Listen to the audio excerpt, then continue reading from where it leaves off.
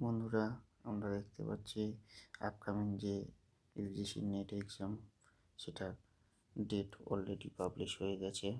মানে ইউজিসির চেয়ারম্যান তার এক্স হ্যান্ডেলে বলে দিয়েছেন 10ই জুন থেকে 21শে জুন নেট এক্সাম অর্গানাইজ হতে চলেছে। এবং সেই নেট এক্সামটা অর্গানাইজ হওয়ার আগে ইউজিসির যে সিলেবাস, সেই সিলেবাসটা চেঞ্জ হবে। সেই সম্বন্ধেও আমরা কিছু আপডেট পেয়েছি। আরেকটা বিষয়, এই এক্সামটা হবে কম্পিউটার বেসড, এই এক্সামই থাকবে আগের মতোই। সেই এক্সামের প্যাটার্নে কোনো পরিবর্তন হবে না, শুধুমাত্র সিলেবাসের পরিবর্তন হবে।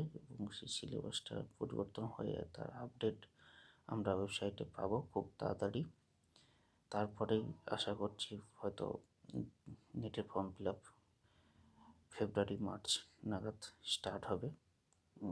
এক্সামের পরবর্তী যে এক্সাম, তার ফর্ম ফিল আপটা। এর আগে সিলেবাস চেঞ্জ হয়েছিল 2017 সালে, তারপর থেকে একই সিলেবাস চলছিল, এখন আবার চেঞ্জ হবে, সেটা আমরা দেখতে